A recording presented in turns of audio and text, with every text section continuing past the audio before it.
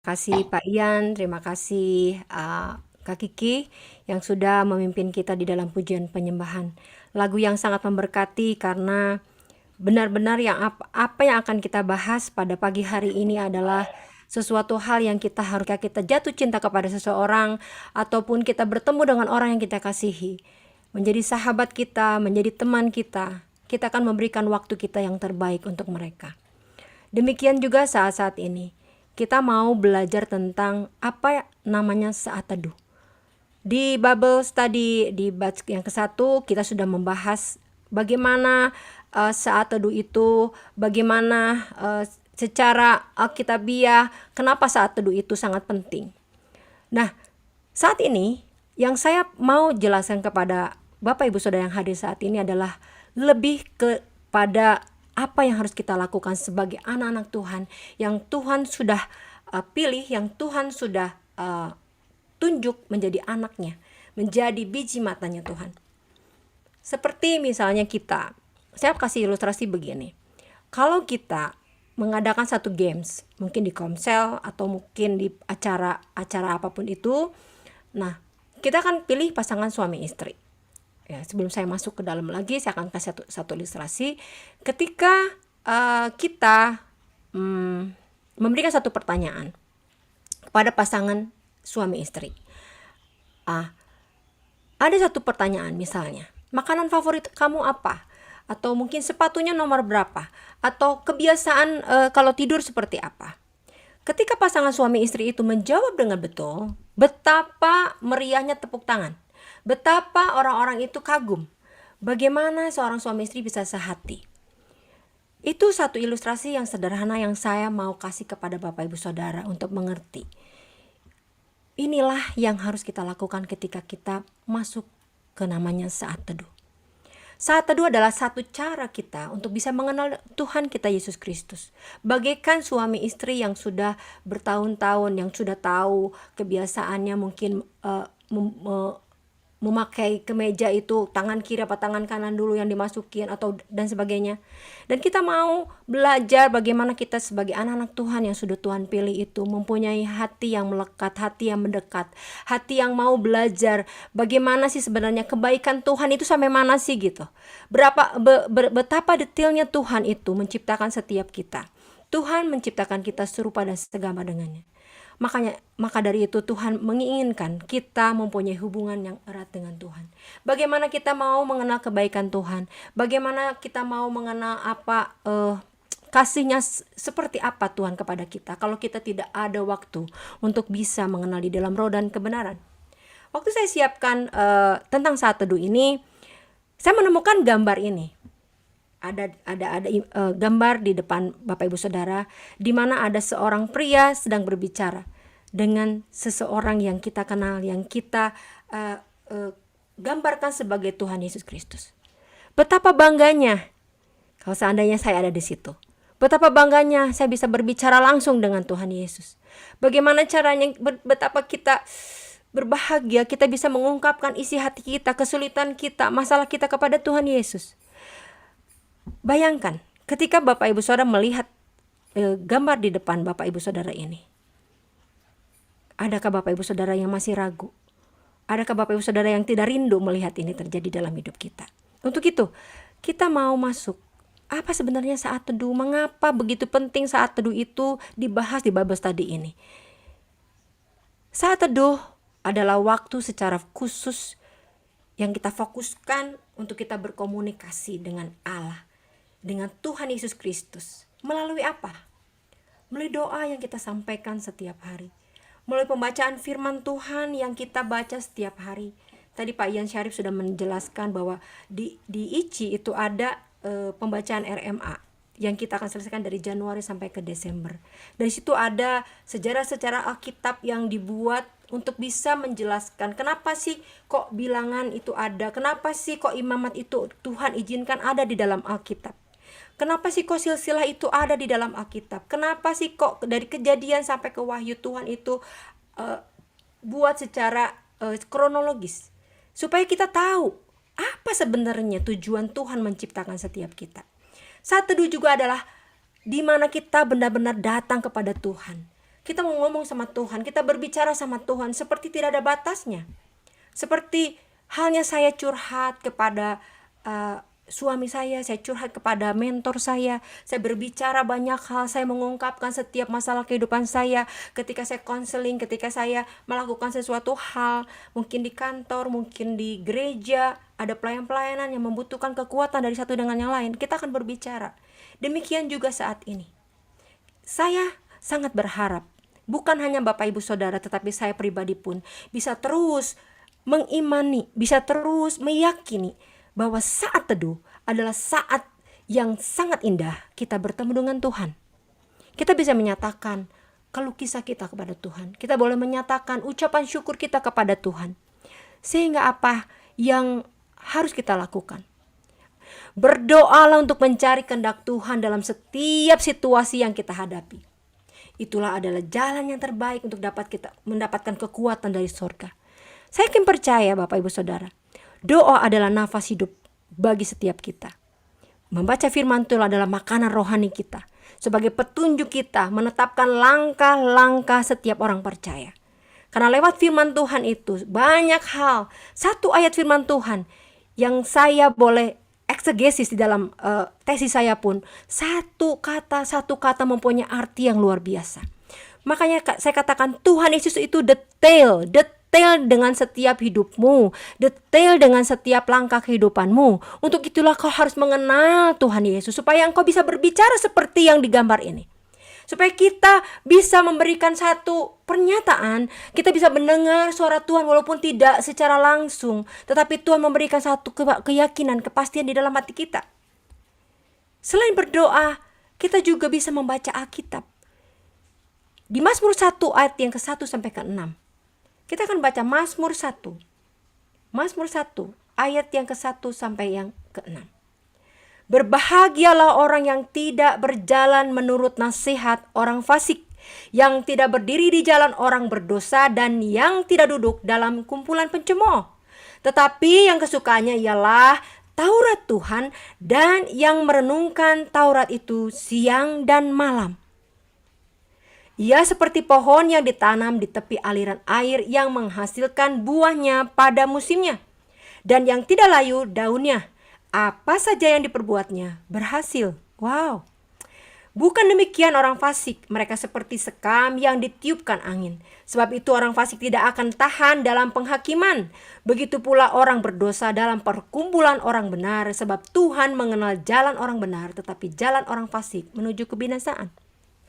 Dalam kehidupan setiap orang pasti pernah mengalami yang namanya tekanan. Bahkan mungkin sampai saat ini ada yang mengalami tekanan. Tekanan di dalam pekerjaan, di mana mungkin ketika masuk kerja tidak cocok dengan rekan sekerja. Mungkin mempunyai pergumulan dengan keluarga, dengan suami. Mungkin suamimu sudah meninggalkan engkau. Mungkin suamimu tidak memberikan nafkah. Mungkin Tuhan mengizinkan suamimu dipanggil Tuhan terlebih dahulu sehingga engkau menjadi single parent. Mungkin kau menghadapi masalah keluarga, anakmu mungkin sedang mengalami masalah. Mungkin orang tuamu yang tidak menerima engkau apa adanya, mungkin mertuamu yang sering kali mengomel, mungkin segala hal boleh terjadi. Mungkin kegagalan demi kegagalan. Koci ya, saya selalu gagal kalau usaha. Kenapa ya hidup saya membuat saya terpuruk? Mungkin sampai saat ini ada orang yang mau menyerah, sampai ada orang yang mau bunuh diri hanya karena masalah hidupmu tidak ada jalan keluar.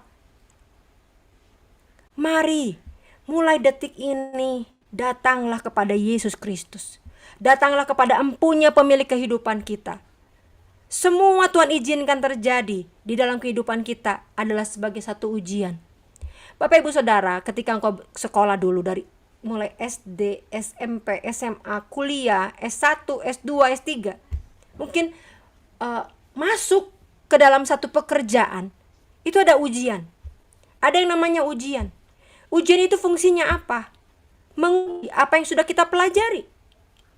Makanya kenapa ketika orang akan ujian itu harus siap, harus belajar, harus memberikan sesuatu hal, kesiapan diri kita untuk bisa menjawab setiap pertanyaan-pertanyaan, setiap apapun yang sudah dilakukan kita di pelajaran-pelajaran sebelumnya. Demikian juga dengan kehidupan kita di hadapan Tuhan. Tuhan memberikan ujian kepada kita bukan karena Tuhan tidak sayang kepada kita. Tuhan memberikan ujian kepada kita supaya kita bisa mengerti, supaya kita bisa melihat kebaikan Tuhan. Kenapa Tuhan menciptakan kita di antara banyak orang di keluarga kita. Karena Tuhan mau menguji, benarkah engkau mengasihi aku? Tuhan memberikan ujian itu supaya kita bisa merasakan. Bagaimana mungkin Bapak Ibu Saudara mau dan rindu merasakan satu kemenangan di dalam kehidupanmu, kemenangan di dalam ekonomimu kalau engkau tidak pernah merasa gagal? Bagaimana mungkin engkau ingin merasakan kesembuhan ilahi kalau engkau tidak bisa atau tidak menerima penyakit yang kau sedang derita saat ini? Tuhan hanya menunggu kita percaya. Percaya dengan tidak melihat. Ada sesuatu hal yang luar biasa yang Tuhan katakan. Tetap beriman dan setia melakukan firman Tuhan. Ada 3 hal yang perlu kita lakukan agar kita bisa dekat dengan Tuhan melalui doa-doa kita. Dekat dengan Tuhan dengan mesbah doa di keluarga kita. Dekat dengan Tuhan ketika kita bisa berbicara dengan Tuhan. Berbicara seperti Anda berbicara dengan saya.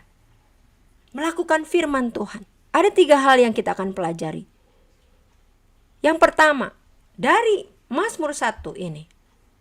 Ayat yang kedua katakan bahwa orang yang menyukai firman Tuhan akan hidup berbahagia. Tetapi yang kesukaannya ialah Taurat Tuhan akan mengalami hal-hal yang berbahagia. Berbahagia tidak menggambarkan bahwa dalam kebahagiaan itu tidak ada penderitaan, tidak ada pergumulan. Hidup berbahagia artinya apapun yang terjadi dalam hidup kita, kita tetap bersyukur dan berterima kasih kepada Tuhan. Kita tetap katakan Tuhan Yesus baik, Tuhan Yesus hebat, Tuhan Yesus dahsyat. Karena kenapa? Di dalam pergumulan saya, di dalam kehidupan saya, di dalam pergumulan ekonomi saya, Tuhan masih memberikan ucapan syukur kepada kita. Kita masih bisa berpegang kepada perintah Tuhan. Ketika kita disakiti hatinya, kita masih bisa mengampuni orang lain. Ketika kita ditipu orang di dalam usaha kita, ketika kita ditinggalkan orang, ketika kita sedang kelemahan, kita tetap bisa menyampaikan kepada Tuhan dan Tuhan memberikan kekuatan. Itulah hidup berbahagia. Karena firman Tuhan mengajarkan banyak hal Bapak Ibu Saudara. Ketika dari Kejadian sampai Wahyu, banyak hal Tuhan itu memberikan pelajaran-pelajaran penting dalam hidup kita. Ada kalanya kita tidak hanya ingin melihat firman Tuhan yang sepertinya firman Tuhan yang sepertinya hanya yang ringan-ringan saja. Ketika bertemu dengan namanya pergumulan, kita inginnya cepat diselesaikan. Tapi kita tahu bahwa ada waktu Tuhan yang terbaik yang kita akan terima. Waktu Tuhan yang terbaik yang Tuhan sudah atur untuk menjawab setiap pergumulan kita. Makanya Tuhan katakan apabila orang itu menyukai firman Tuhan. Menyukai firman Tuhan apa? Melakukan segala hal. Termasuk itu mengampuni, termasuk itu harus menerima dengan apapun yang terjadi dalam hidup kita. Itu adalah hal yang penting. Kita bisa mengenal Tuhan sampai ke dasar hatinya. Bagaimana kita bisa mengenal Tuhan kalau Bapak Ibu Saudara tidak pernah membaca Alkitab? Bagaimana kita bisa menyukai firman Tuhan kalau Bapak Ibu Saudara tidak pernah melihat sesuatu hal terjadi dalam hidup kita? Tidak bisa mengalami kebaikan Tuhan dalam hidup kita. Bagaimana caranya kita bisa mengenal Tuhan kalau hidup kita masih terus mengeluh dengan apa yang terjadi? Bagaimana kita bisa mengenal Tuhan Yesus tanpa kita terlebih dahulu mengenal Dia? Untuk itu mari kita akan belajar supaya kita bisa mengenal firman Tuhan itu dengan langkah membaca Alkitab sehari-hari. Membaca Alkitab sehari 2-3 pasal. Kita bisa melakukan itu secara rutin. Caranya gimana, Ci? Mungkin pertama sepertinya ngantuk karena kita sibuk, karena kita terlalu sibuk dengan pekerjaan kita, sibuk mengurus rumah tangga, sibuk dengan segala sesuatu, bahkan mungkin sibuk dengan urusan hati kita yang tidak baik kepada orang lain. Ada kalanya kita sibuk sehingga kita lupa bahwa ada Yesus yang senantiasa menunggumu untuk diajak berbicara, menunggumu untuk mengatakan sesuatu. Kadang-kadang Tuhan itu berbicara lewat firman Tuhan yang kita baca. Ada kalanya beberapa rekan-rekan saya, beberapa teman-teman sepelayan saya selalu bersaksi, Ci Vivi, Bu Vivi, aku ngelihat Tuhan Yesus berbicara loh. Hari ini aku dapatkan firman Tuhan. Aku dapatkan firman Tuhan yang menguatkan hidup saya. Ketika kita mendengarkan renungan firman Tuhan di YouTube, ada firman Tuhan yang disampaikan. Tuhan berbicara lewat firman-Nya. Untuk itu jadikanlah membaca firman itu sebagai gaya hidup kita. Kalau berdoa adalah nafas hidup kita yang tidak pernah kita bisa tinggalkan, jadikanlah membaca Alkitab itu sebagai gaya hidup kita. Bagaimana sih kalau kita nggak baca Alkitab, rasanya kayak berdosa gitu, kayak merasa bersalah gitu kan. Sampai titik itu kita temuin, itu artinya kita sudah menghidupi, bahwa kita sudah tergantung kepada Tuhan. Kalau sampai saat ini kita masih merasa bahwa membaca Alkitab, ya kalau nggak membaca ya udahlah gitu ya, besok kita lanjutin deh 6 ayat gitu kan. Aduh hari ini kita nggak disiplin gitu baca Alkitab, udah deh besok kan ada waktunya lagi. Nah itu berarti belum menjadikan firman Tuhan itu sebagai gaya hidup. Jadi bagaimana mengujinya? Bagaimana kita melihat bahwa kita sudah menjadikan firman Tuhan sebagai gaya hidup? Temui titik bahwa ketika kita sudah membaca Alkitab, kita merasa ada yang kurang dalam hidup kita. Seperti kita makan belum minum, seperti kita minum belum makan. Jadi lakukanlah ini. Menyukai firman Tuhan adalah satu cara kita melakukan saat teduh. Kemudian, apa upaya Anda agar memiliki kebiasaan membaca Alkitab secara teratur? Saya memberikan beberapa pertanyaan yang Bapak Ibu Saudara bisa jawab. Bagaimana? Apa pengalaman Anda untuk bisa memiliki kebiasaan membaca Alkitab secara teratur? Mungkin beberapa orang bisa menulis di chat, bagaimana kalian bisa mempunyai atau memiliki kebiasaan membaca Alkitab secara teratur. Saya kasih satu contoh. Ketika saya mengajarkan anak-anak saya untuk membaca Alkitab, apa yang terjadi Bapak Ibu Saudara? Suatu ketika saya mendengar satu bunyi alarm. Bunyi alarmnya. Saya pikir alarm itu untuk apa? Kok jam 3 sore kan ada alarm gitu kan. Terus jam 9 malam ada alarm gitu kan. Biasanya alarm tidur, alarm baca gitu. Ternyata waktu saya cek itu ada membaca Alkitab. Baca Alkitab. Bayangin Bapak Ibu Saudara. Saya pun belajar. Walaupun anak saya masih berumur 18 tahun dan 15 tahun. Mereka sudah mengajari saya untuk saya punya alarm untuk baca Alkitab. Tuhan Yesus itu dahsyat loh. Saya belajar dari anak saya yang berumur 18 tahun dan berumur 15 tahun. Ketika saya menjadikan itu sebagai satu hal yang saya bisa bagikan hari ini. Saya tidak menyangka bahwa mereka punya satu kebiasaan dengan membuat alarm supaya bisa membaca Alkitabnya tidak telat. Berdoa, membaca Alkitab, baca Alkitab. Bayangin Bapak Ibu Saudara. Saya sangat bersyukur apa yang saya ajarkan, apa yang saya ajarkan secara kenyataan hidup saya. Bukan hanya saya bicara, ayo baca Alkitab, sedangkan saya sendiri tidak melakukannya. Tetapi saya melihat perkembangan ide-ide menarik yang mereka lakukan. Dan itu semua bukan karena kekuatan saya, bukan karena kekuatan anak-anak saya, bukan karena kekuatan suami saya, no. Itu adalah kekuatan Roh Kudus, kekuatan yang Tuhan berikan ketika kita mau menyerahkan hati kita untuk bisa belajar tentang Dia. Di sini udah banyak beberapa yang menjawab. Menyukai firman Tuhan adalah makanan paling sehat. Sampai sekarang sudah terbiasa tidak perlu menggunakan alarm lagi. Wow, dahsyat. Apa yang kalian lakukan adalah sesuatu hal yang luar biasa. Dan kita bisa pakai untuk cara-cara tertentu memiliki kebiasaan membaca Alkitab. Awalnya mungkin ya berat.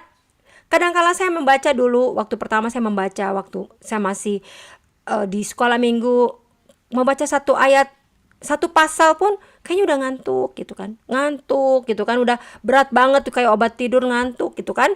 Tapi lama-lama karena kecintaan, karena sesuatu yang dilakukan terus menerus, itu akan membuat kita mempunyai satu chemistry, mempunyai satu hubungan connect yang baik. Demikian juga dengan membaca Alkitab dengan secara teratur, yang akhirnya kita bisa menyelesaikan dari Januari sampai Desember. Tidak terasa, saudara, berkali-kali kita lakukan itu. Untuk itu, sukailah firman Tuhan. Lakukanlah ini sebagai cara kita untuk melakukan saat teduh. Yang kedua, di ayat kedua juga katakan, tetapi yang kesukaannya ialah Taurat Tuhan, dan yang merenungkan Taurat itu siang dan malam. Ayat kedua juga, selain memiliki kebiasaan membaca Alkitab, kita juga perlu merenungkan firman Tuhan dan menemukan apa pesan, apa larangan, apa teguran atau perintah Tuhan bagi setiap kita. Kadangkala satu ayat itu ketika kita baca dalam kondisi kita sedang sukacita akan berbeda dengan ketika kita sedang dalam keadaan kesusahan. Ada kalanya satu orang membaca firman Tuhan itu, rema yang Tuhan kasih itu berbeda. Rema yang Tuhan kasih itu berlain-lainan, walaupun satu ayat itu. Karena pengalaman saya mengeksegesis ayat-ayat firman Tuhan itu banyak sekali artinya. Karena Tuhan inginkan semua firman Tuhan itu berlaku di sepanjang zaman, di sepanjang apapun juga masalah kehidupan kita. Dengan cara seperti inilah kita dapat menjadi manusia yang lebih baik dari hari ke hari. Tujuan akhir kita adalah hidup seperti teladan Yesus Kristus. Tuhan Yesus mengajarkan kita banyak hal. Kita belajar dari firman Tuhan begitu detail. Saya sampai pernah sampai, Tuhan kok bikin bahtera Nuh itu sampai diukur, sampai sampai tingginya, bahkan sampai jubah, sampai warnanya, sampai ininya harus bagaimana, permata-permatanya berapa dan sebagainya. Itu Tuhan atur dengan sempurna. Itu ada tujuannya. Karena Tuhan Yesus itu adalah Tuhan yang sangat detail, Tuhan yang sangat memperhatikan hal-hal yang kecil, apalagi kita sebagai anak-anak kesayangannya. Apakah tidak ada dari antara kita yang hadir 122 orang ini rindu untuk bisa lebih dekat dengan Tuhan? Saya berharap hari-hari ini, di masa-masa yang sulit ini, kita mau sama-sama bergandengan tangan, merenungkan firman Tuhan siang dan malam.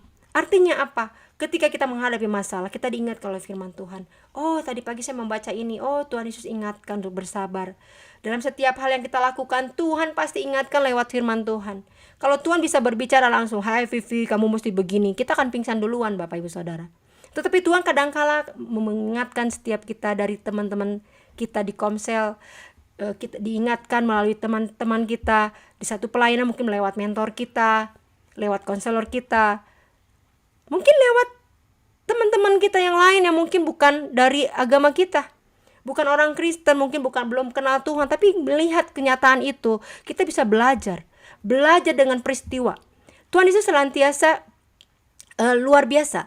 Tuhan Yesus senantiasa memberikan satu pelajaran-pelajaran kehidupan dalam kehidupan kita sehari-hari, Bapak Ibu Saudara. Buat saya, hidup ini adalah pelajaran yang harus kita terus pelajari sampai akhir hidup kita.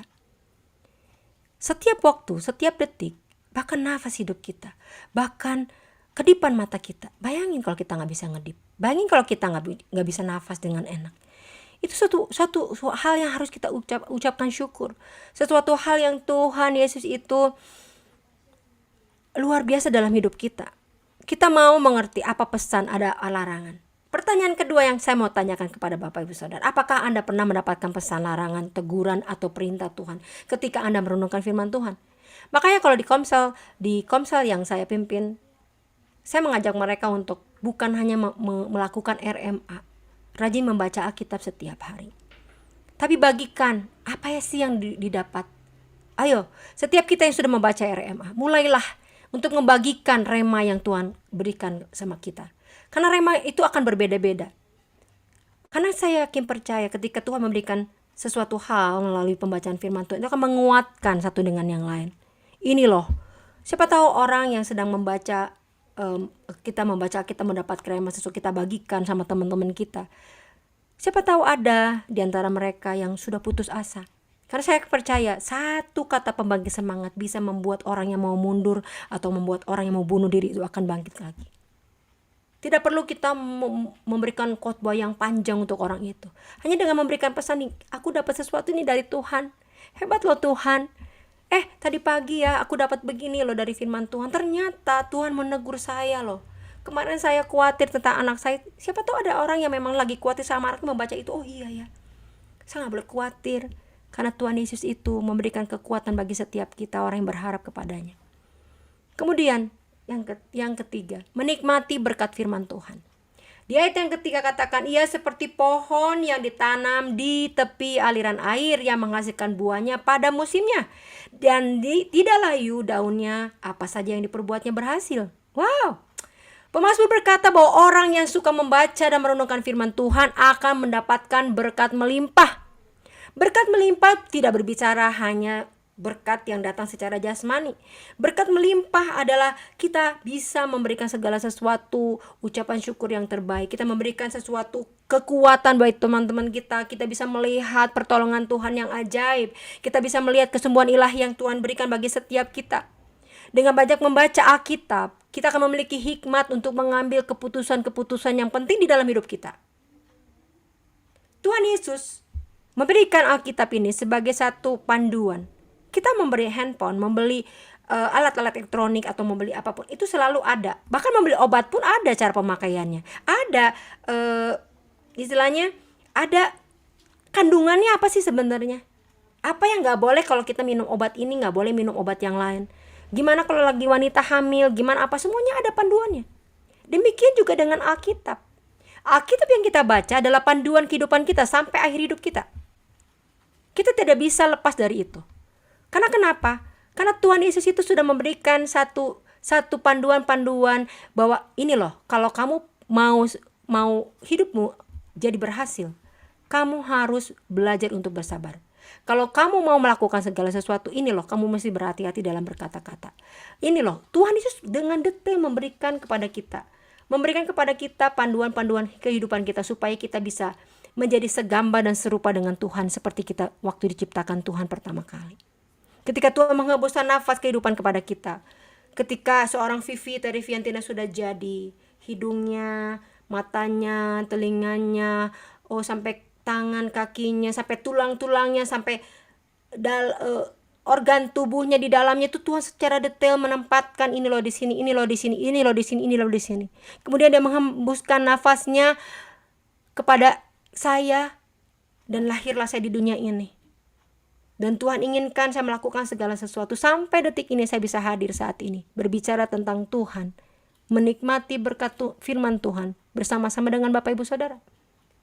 Firman Tuhan juga memberikan kekuatan dan penghiburan di saat kita mengalami permasalahan kehidupan. Percayalah. Bahkan kalau Bapak Ibu Saudara baca di Mazmur 109.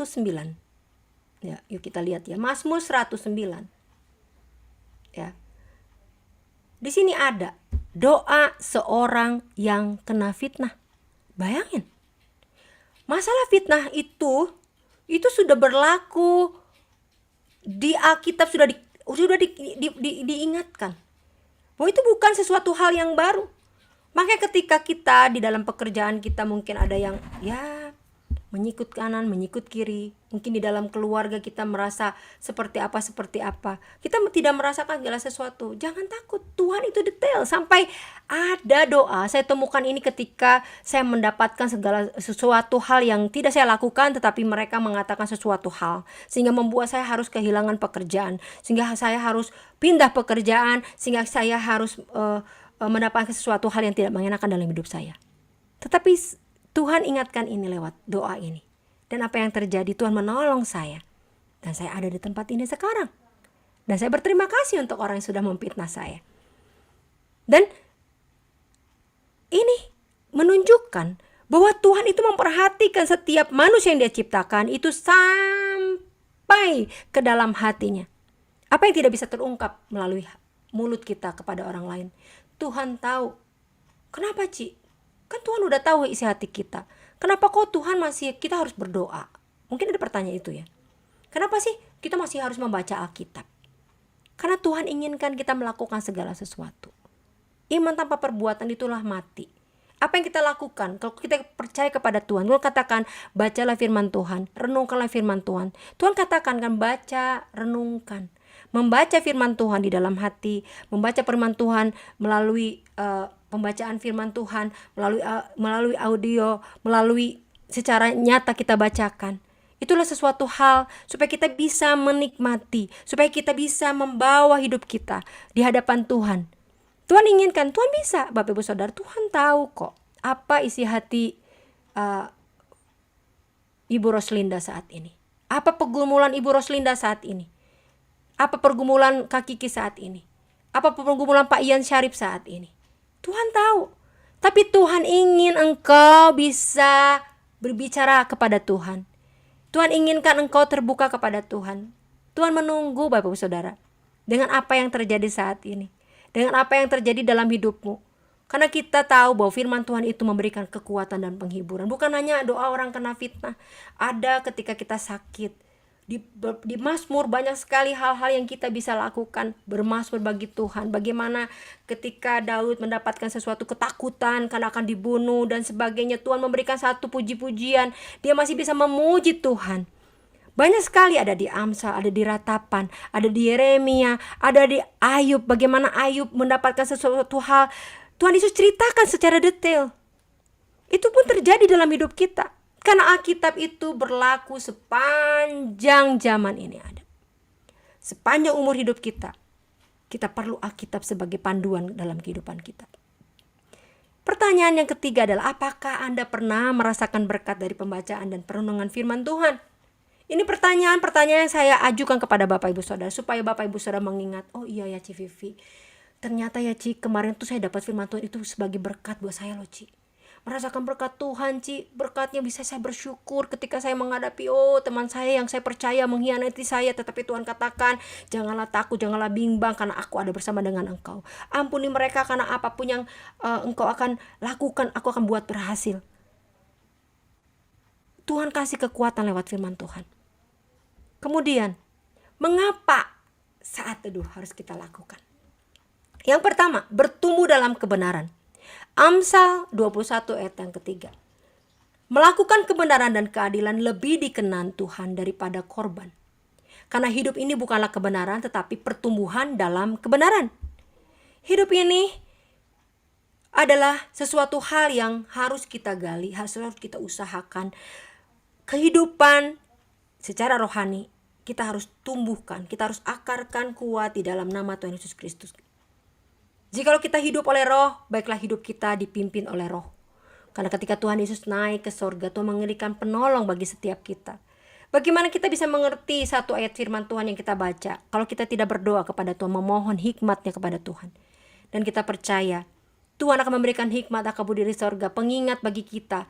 Ketika kita rajin membaca Alkitab, suatu saat kita mendapatkan sesuatu hal yang seharusnya kita marah tadinya, tetapi kata Tuhan, bersabarlah dalam segala sesuatu. Ketika kita mengatakan, Tuhan aku sakit hati Tuhan, kata Tuhan, ampuni orang yang bersalah kepadamu. Ketika kita ditampar pipi kiri kita, kata Tuhan, kasih pipi kanan kita. Supaya ada bara api di atas kepala orang yang sudah melakukan segala sesuatu. Ada sesuatu yang membuat dia itu menjadi malu. Tuhan tidak akan pernah mempermalukan orang yang berharap kepada Tuhan. Percayalah. Dan Tuhan tidak akan pernah membiarkan kita jatuh tergeletak. Karena tiap langkah kita, Tuhan pimpin. Dan Tuhan hanya menunggu kita memanggil namanya yang ajaib. Tuhan, aku mau bertumbuh dalam kebenaran firman-Mu. Aku mau melakukan segala sesuatu dalam hidupku berdasarkan firman Tuhan. Korban di sini mengatakan segala sesuatu yang kita lakukan. Tetapi Tuhan mau kita melakukan kebenaran. Kita mempersembahkan segala sesuatu dengan kebenaran dalam roh dan kebenaran. Tuhan inginkan kita lakukan. Kemudian, mengapa kita harus saat teduh? Ujian rohani Bapak Ibu Saudara. Yakobus 1 ayat 25 katakan, jikalau ada seseorang menganggap dirinya beribadah tetapi tidak mengekang lidahnya, ia menipu dirinya sendiri, maka sia-sialah ibadahnya. Ujian sejati terhadap kesehatan rohani seseorang bukanlah kemampuannya untuk berbicara, melainkan kemampuannya untuk mengekang lidahnya. Ujian rohani supaya suatu saat kita melakukan segala sesuatu, kita merenungkan firman Tuhan, Tuhan ingatkan kita harus melakukan segala sesuatu. Janganlah kita menganggap kita beribadah, kita melakukan pelayanan di kantor, melakukan pelayanan di keluarga, kita berbicara sama orang. Ketika Tuhan katakan berhati-hatilah ketika kita berbicara. Janganlah kita menipu diri kita sendiri. Maka kita akan sia-sia ibadah kita. Kita berniat untuk melakukan sesuatu pelayanan di dalam keluarga kita, dalam pekerjaan kita. Tapi kita secara kesehatan rohani kita gampang tersinggung, ya. Dalam sehari-hari ketika kita mendapatkan sesuatu hal, kita gampang marah. Kita tidak sabar kepada anak kita ibu rumah tangga yang sedang mengajar anak-anaknya kurang bisa mengerti. Kita ada rasa sampai ada kata-kata yang seharusnya tidak dikatakan kepada anak-anak kita. Makanya kenapa kita mesti melakukan saat teduh, supaya apa? Setiap ujian rohani yang kita hadapi, kita diberikan kesabaran. Karena firman Tuhan selalu meredakan, selalu mengingatkan, selalu mengerem apa yang harus kita lakukan, dan memberikan langkah-langkah apa yang kita harus lakukan. Kemudian, mengapa kita melakukan saat teduh. Kita mau melihat hari-hari baik. Siapa yang mau mencintai hidup dan mau melihat hari-hari baik, ia harus menjaga lidahnya terhadap yang jahat dan bibirnya terhadap ucapan-ucapan yang menipu. Mengendalikan setiap kata yang kita ucapkan, hanya yang baik saja. Itu berarti mengendalikan kehidupan di masa yang akan datang. Karena semua yang baik akan kembali kepada kebaikan.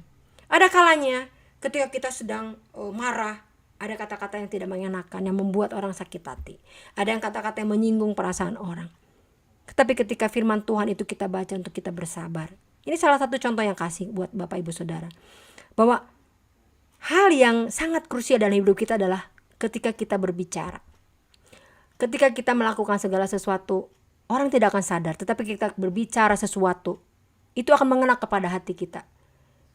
Kadang hanya mengatakan, padahal kita katakan cuman ya sederhana gitu kan. Anak kita misalnya, sedang kita lagi sibuk, anak-anak datang, Mami pengen ini, mami itu. Terus kita itu lagi sibuk, lagi lagi crowded gitu kan. Tiba-tiba, diam, bisa gak? Nah, itu kan sesuatu hal yang membuat anak kita jadi, ih kok mami gitu, nangis gitu kan. Jadi ada luka di hatinya.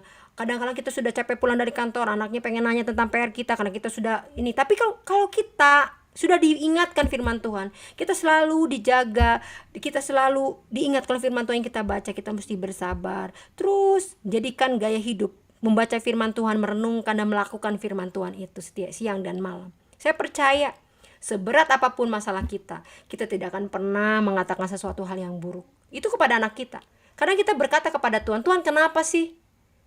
Kok saya sudah melakukan ini, melakukan itu, saya sudah pelayanan dari Senin sampai ke Minggu, Minggu sampai ke Senin, dari jam 7 sampai jam 7 malam saya sudah melayani. Kenapa Tuhan masih kasih saya penyakit? Kenapa Tuhan masih sakit begini?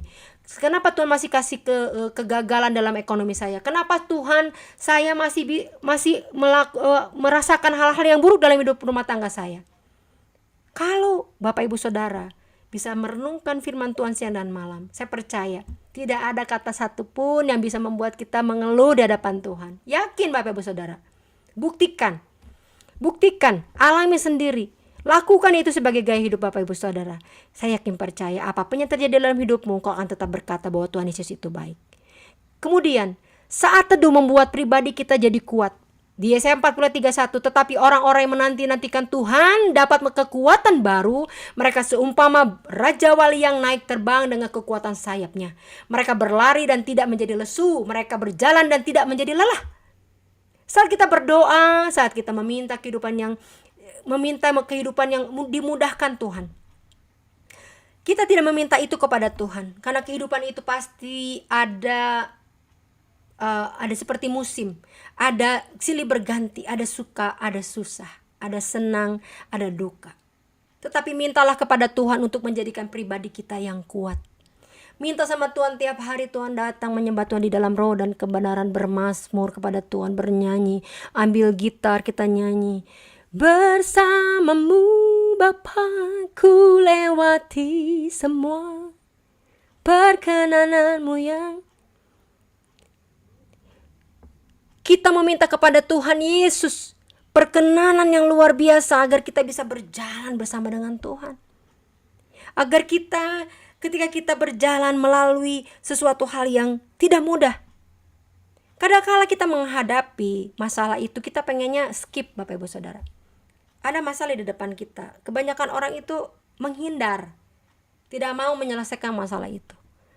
Padahal Tuhan inginkan setiap kita bisa jadi pemenang dalam setiap masalah kehidupan kita. Hadapi masalah itu. Bagaimana caranya Bu Vivi? Bagaimana caranya Ci Vivi? Untuk saya menghadapi masalah yang saya hadapi. Jadilah pribadi yang kuat. Karena orang-orang yang menantikan Tuhan setiap hari, setiap waktu. Menanti-nantikan Tuhan setiap pagi. Aduh, besok pagi aku mau datang doa pagi. Di menara doa pagi lewat via Zoom. Aku mau menjadi pribadi yang kuat Tuhan. Supaya apapun yang terjadi dalam hidupku, apapun masalah dalam hidupku, aku tetap berkata Tuhan Yesus baik. Seumpama burung Raja Wali, bayangin. Terbang tinggi, naik. Dan tidak menjadi lesu. Itulah yang Tuhan inginkan. Kenapa kita harus melakukan saat teduh? Menjadi pribadi yang kuat. Kemudian kita dikuatkan oleh kuasa kemuliaannya. Kolose 1 ayat yang sebelah katakan, dan dikuatkan dengan segala kekuatan oleh kuasa kemuliaannya untuk menanggung segala sesuatu dengan tekun dan sabar. Dahsyat. Seringkali kehidupan kita tidak menjadi lebih mudah ketika kita ikut Tuhan. Tetapi kitalah yang harus menjadi lebih kuat dan lebih tangguh dari masalah kita. Bapak Ibu Saudara, jangan melihat saya sekarang ini. Kalau saya bercerita, begitu banyak hal Tuhan izinkan terjadi. Begitu banyak hal kesaksian-kesaksian sudah sampaikan. Mungkin Bapak Ibu Saudara yang sudah mendengarkan, berkali-kali saya katakan, semua orang diberikan kesempatan untuk mengalami sesuatu hal yang buruk dalam hidupnya. Sesuatu hal yang tidak baik dalam hidupnya. Tuhan pakai itu supaya dia bisa mengenal Tuhan dan bisa bercerita. Jikalau Bapak Ibu Saudara yang hadir saat ini sedang mengalami masalah yang besar, yang sepertinya tidak ada jalan keluar, Bu Vivi, sudah deh, saya mau mundur aja. Saya sudah mau berserah aja. Hey, halo, engkau yang sedang mau mundur saat ini, engkau bahkan mungkin akan meninggalkan Tuhan, bahkan mungkin akan mengakhiri hidupmu. Ingat, Tuhan itu ada menguatkan setiap kita oleh kuasa kemuliaannya untuk menanggung segala sesuatu dengan tekun dan sabar. Kenapa kita harus sabar? Kenapa kita bisa sabar menghadapi segala sesuatu? Kenapa tidak mengeluh? Karena kita sudah mengalami kebaikan Tuhan. Bukan hanya kita membaca Alkitab. Kalau hanya sekedar membaca Alkitab, orang lain bisa lakukan, Bapak Ibu Saudara. Membaca Alkitab, hanya sekedar membaca Alkitab. Saya ikut, saya absen deh pembacaan RMA hari ini, saya absen, saya centang. Saya besok kemarin tidak ikut, saya baca lagi. Percuma Bapak Ibu Saudara. Renungkan, hidupi, dan alami.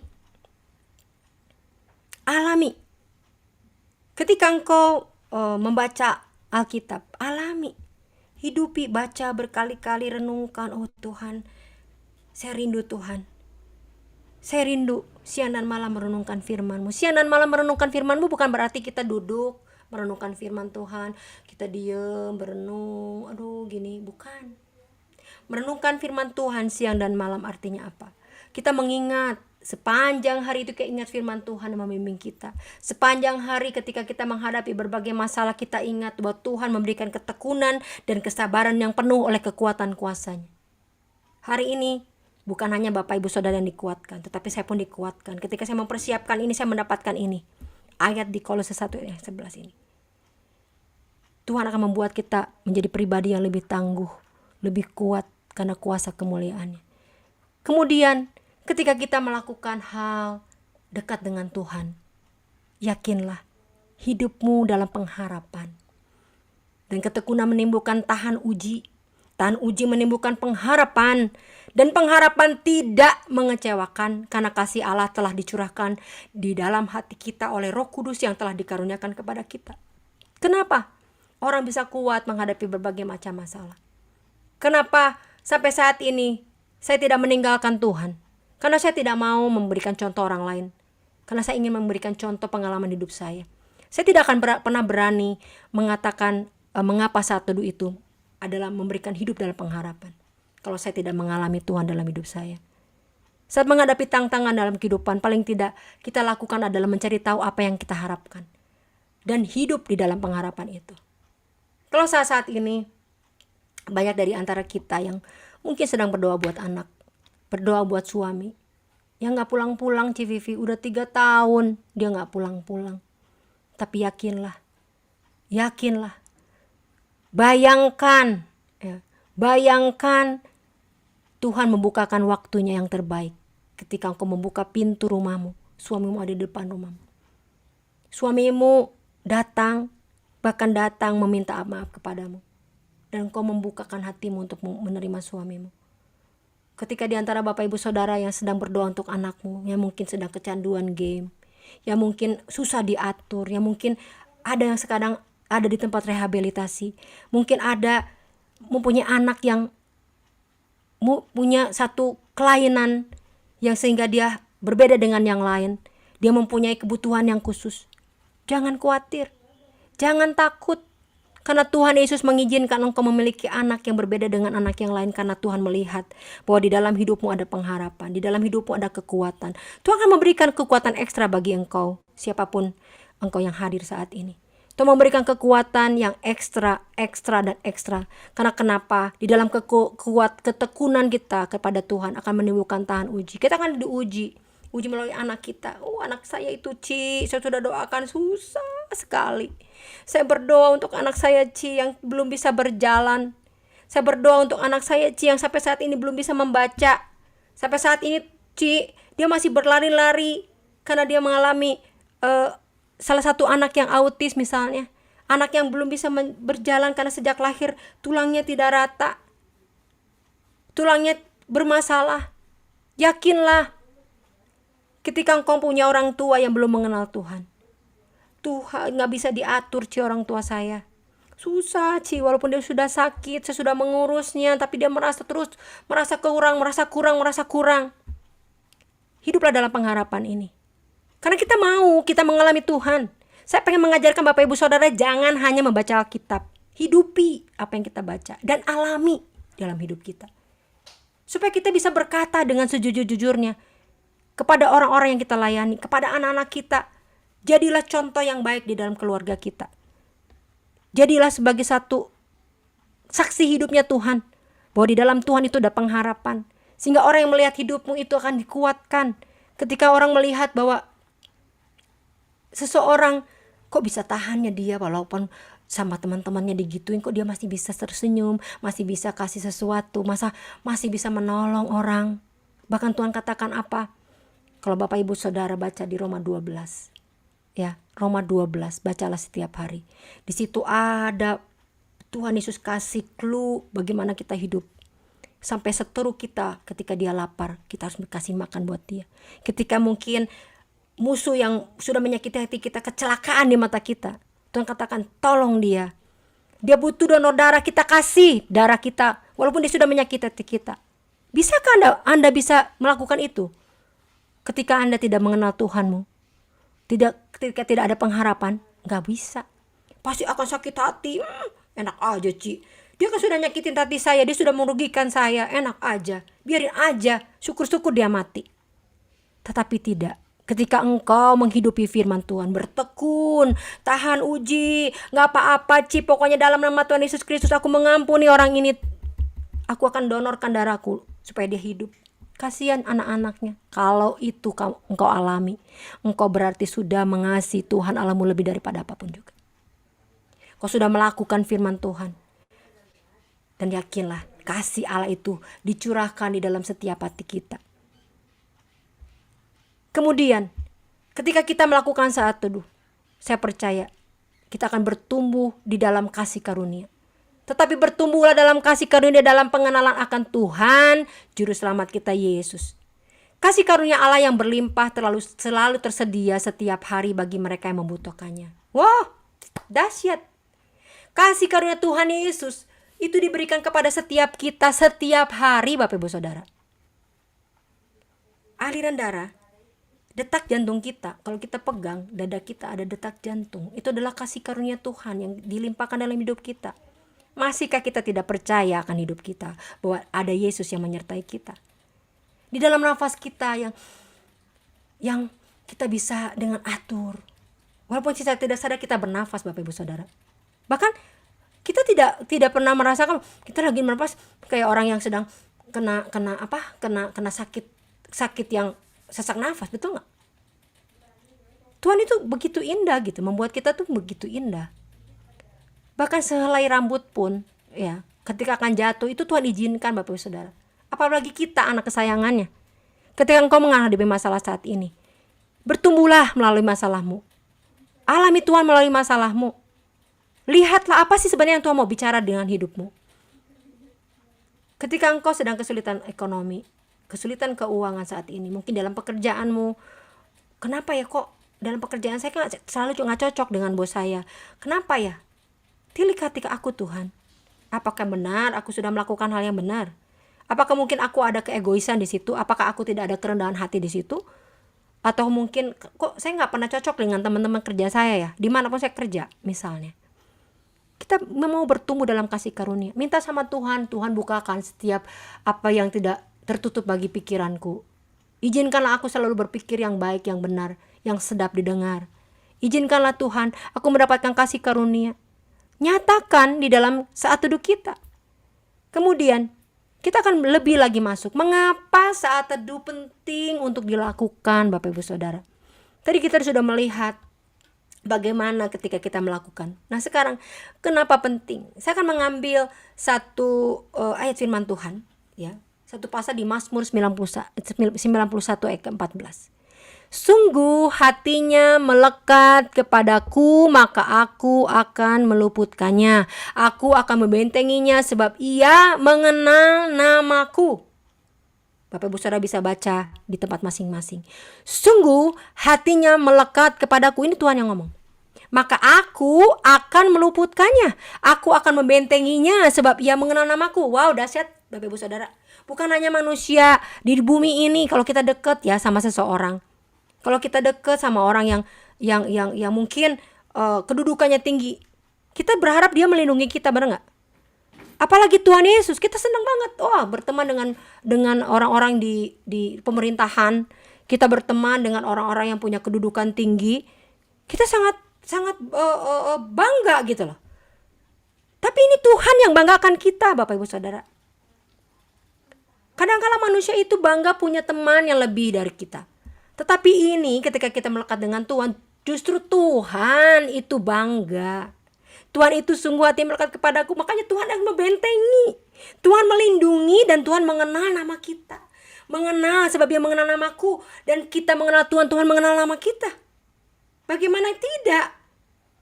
Tuhan akan meluputkan dari hal-hal yang tidak berkenan, meluputkan dari kita bersungut-sungut, meluputkan dari kita khawatir, takut dengan segala sesuatu. Karena hatinya melekat kepada Tuhan. Mengenal Tuhan adalah hak istimewa orang percaya. Dahsyat Bapak Ibu Saudara. Mengenal Tuhan artinya mengenal kebenaran Tuhan di dalam kehidupan kita. Melalui kebenarannya. Kebenarannya apa sih Bapak Ibu Saudara? Firman Tuhan yang kita baca setiap hari. Hak istimewa kita loh mengenal Tuhan. Bagaimana kita mengenal Tuhan, Civivi, Bu Vivi? Gimana? Dari kebenaran firman Tuhan yang kita baca setiap hari. Ayo mulai saat ini kenali Tuhan Yesus Kristus yang memberikan nafas hidup kita. Yang kenali Tuhan lebih dalam lagi. Kita mau belajar hari ini tentang bagaimana saat teduh kita lakukan dengan sungguh hati. Teori tentang saat teduh banyak sekali di YouTube. Bapak Ibu Saudara ketik saat teduh banyak sekali. Saat teduh begini, cara tipsnya begini. Tetapi yang saya mau ajarkan sekarang hari ini adalah kita mengerti kenapa kita harus melakukan saat teduh. Kenapa kita harus mengenal Tuhan di dalam roh dan kebenarannya. Menghidupi segala sesuatu yang kita baca melalui firman Tuhan. Supaya kita bisa mempunyai hak istimewa. Kita mengklaim hak istimewa kita sebagai orang percaya mengenal Tuhan. Kapanpun Tuhan itu ditemui, bahkan di dalam hati kita, Tuhan selalu mengingatkan, sabar Vi, tenang Vi, gak apa-apa. Mereka tidak tahu apa yang mereka lakukan. Percayalah, aku akan menolongmu. Ada satu keyakinan, ada satu ketekunan, ada sesuatu hal yang kita bisa bawa dalam hidup kita, dalam setiap hal, dalam berbagai masalah dalam hidup kita. Yang kedua adalah melekat kepada Tuhan. Melekat tidak hanya sekedar lengket. Melekat itu kayak lem, tidak terlepas, terikat kuat dengan lem rohani. Lem rohani artinya lebih penting atau prioritas, mengevaluasi diri, mengejar dengan aktif. Melekat itu kita semakin hari melekat dengan Tuhan, semakin kita memberikan satu ikatan yang kuat dengan Roh Kudus, mengembangi ikatan yang kuat dengan Tuhan Yesus Kristus melalui Roh Kudusnya. Dengan kita datang kepada Tuhan, mengiringmu seumur hidupku, masuk dalam rencanamu Bapa, pikiranku, kehendakku, ku serahkan padamu. Coba bayangin, aku mau serahkan kehendakku, pikiranku, setiap apapun juga, sampai masalahku Tuhan. Mungkin hari-hari ini Tuhan aku kok udah umur 30 tahun. Aku mau mendekati umur 31 tahun. Aku mau mendekati Tuhan Yesus umur mungkin 40 tahun Tuhan. Kok aku belum punya jodoh ya Tuhan? Apakah aku tidak akan berjodoh dengan siapapun? Hei engkau yang berpikir demikian. Ada Yesus yang punya rancangan damai sejahtera, rancangan kesejahteraan buat engkau. Jangan lupa, kita itu diciptakan berpasang-pasangan. Tuhan menciptakan kita berpasang-pasangan. Ada jodoh kita. Klaim di dalam nama Tuhan Yesus Kristus. Seperti 2 minggu yang lalu saya ajarkan. Berdoa, Tuhan, tulang rusuk siapakah aku ini? Itu kalau perempuan. Di manakah tulang rusukku? Kalau itu laki-laki yang berdoa. Karena wanita diambil dari tulang rusuk laki-laki. Tuhan ciptakan itu berpasang-pasangan. Dan ingatlah, jangan pernah menyerah. Melekat terus kepada Tuhan. Jangan pikirkan masalah kita. Kalau kita sudah bawa masalah kita ke dalam hidup kita kepada Tuhan, jangan ingat-ingat lagi. Kita berdoa, Tuhan untuk jodohku. Tapi engkau tidak pernah bergaul sama orang.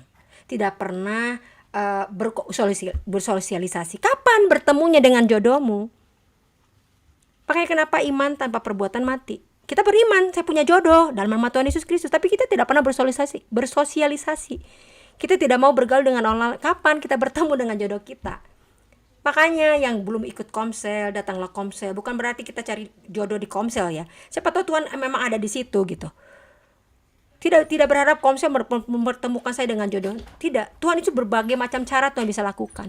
Tiba-tiba saya mungkin datang ke kantor seseorang, mampir di kantor saya, tiba-tiba Tuhan mempertemukan kalian di situ. Mungkin tiba-tiba kalian mendapatkan segala sesuatu, Tuhan tiba-tiba bertemu, ditolong, kenalan, jadi jodoh. Tuhan pertemukan. Berbagai macam cara Tuhan mah kreatif, Bapak Ibu Saudara. Jadi kita selalu terpesona dengan apa yang Tuhan inginkan. Makanya lekatlah hatimu kepada Tuhan supaya kamu bisa menanti dengan sabar, supaya kita tahu bahwa kita yakin percaya Tuhan, suatu saat nanti aku bertemu dengan jodohku. Ya, percayalah.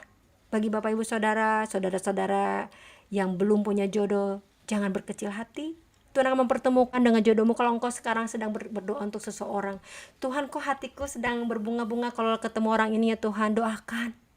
Tuhan, kalau memang ini jodohku, lekatkan hati kami. Kasih sesuatu surprise buat saya Tuhan. Tuhan Yesus kreatif pokoknya Bapak Ibu Saudara. Itu yang saya alami. Sangat kreatif kalau Tuhan Yesus itu membuat kita terpesona. Tiba-tiba, oh pantesan ya Tuhan, oh pantesan. Nah, temukan itu di dalam hidup kalian. Supaya apa? Supaya mengerti bahwa nah kalau Bapak Ibu Saudara sudah berkata begini, oh pantesan ya Bu, aku kemarin mengalami ini, ternyata Tuhan mau membuat sesuatu buat saya. Nah itu rasakan, berarti engkau sudah menghidupi apa yang engkau yakini. Engkau sudah merasakan Tuhan bekerja dalam hidupmu. Ya, ada banyak cerita tentang Tuhan, ada banyak cerita tentang kebaikan Tuhan. Kenapa Tuhan inginkan masalah itu terjadi dalam hidupmu? Supaya kalian bisa bercerita tentang kebaikan Tuhan kepada siapapun yang kau temui. Karena gini, kalau saya kasih ilustrasi lagi, kita punya pacar, ya, calon suami, dekat dengan kita. Wah, anaknya ganteng, anaknya cantik.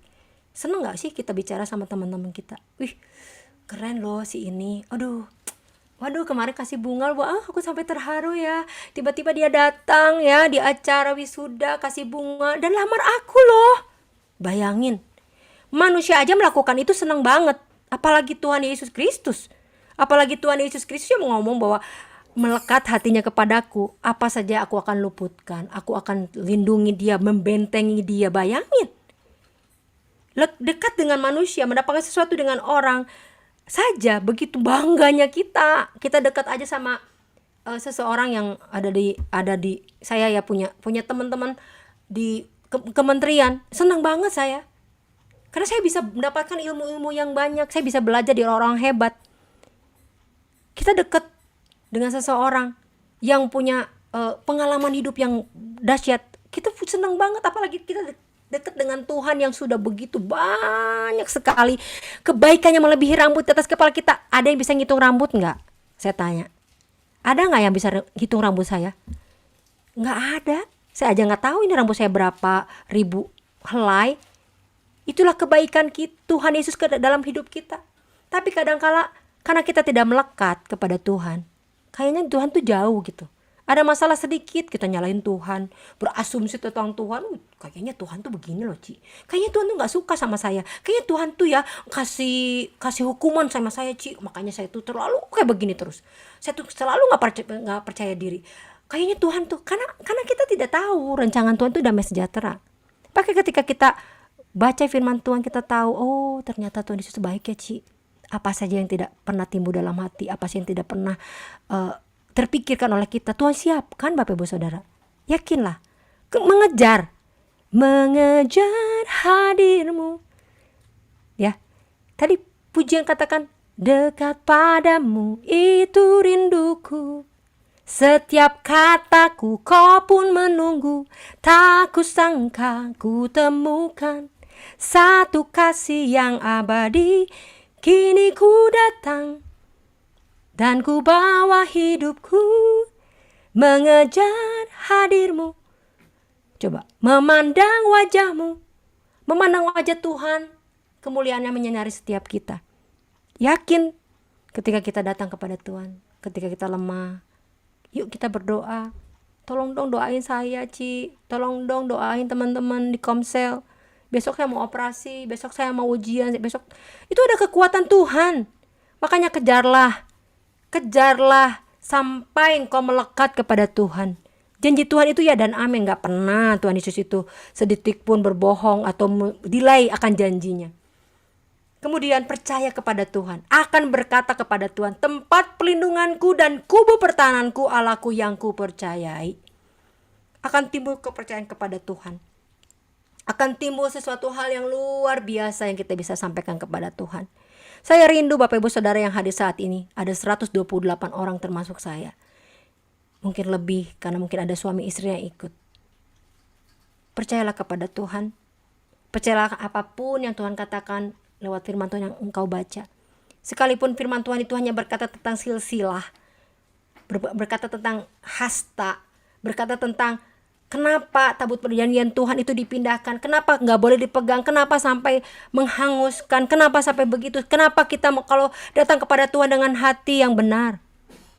Karena kita percaya kepada Tuhan. Tuhan memberikan kita petunjuk yang luar biasa melalui buku panduan ini. Bayangkan kalau kita beli komputer, ya, kita pasangnya salah, tidak ikut, bisa meledak. Benar gak? Kita salah pasang, kita bisa rusak. Apalagi kita tidak baca Alkitab, bagaimana kehidupan kita? Pasti akan rusak secara rohani. Kita akan jatuh di dalam segala pencobaan, di dalam segala dosa. Saya percaya ketika engkau hidup dalam roh dan kebenaran, setiap istri, setiap suami hidup dalam roh dan kebenaran, meyakini bahwa engkau diciptakan berpasang-pasangan untuk tetap setia satu dengan lain, tidak akan ada perselingkuhan Bapak Ibu Saudara. Ketika engkau ya, para mertua, para menantu bersatu, tidak saling menjelekkan, tidak saling merasa sakit hati, tidak mengatur kebanyakan. Saya diingatkan Tuhan begini hari ini. Ketika kita percaya kepada Tuhan, tempat pelindunganku, kubur pertahananku, Allah yang kupercayai. Ketika kita ingin mengenal Tuhan di dalam roh dan kebenaran melalui firman Tuhan, banyak hal yang kita bisa pelajari. Banyak hal yang Tuhan bukakan secara detail apa yang kita harus lakukan. Bukan hanya hal besar Tuhan lakukan bagi setiap kita. Saya percaya ketika engkau bekerja di kantor dengan jujur, engkau tidak akan pernah pindah-pindah kerja Bapak Ibu Saudara. Bisa kerja sampai puluhan tahun, kenapa? Karena engkau dipercaya. Karena kepercayaan itu gak ada dijual, gak ada bisa dibayar apapun. Itu Alkitab udah katakan, di atas kepala orang jujur ada berkat Tuhan yang melimpah. Itu artinya apa? Kemanapun kau pergi, ketika engkau melakukan sesuatu dengan tulus, dengan tidak hitung-hitungan kepada siapapun. Walaupun mungkin di kantormu kau merasa bahwa, aduh Ci, kan dibandingin sama yang lain gaji saya cuma sedikit, Ci, di sana kan udah ini kan katanya di sana lebih enak apa semua. Tapi kalau engkau loyal, jangankan ya manusia aja kalau lihat kita loyal.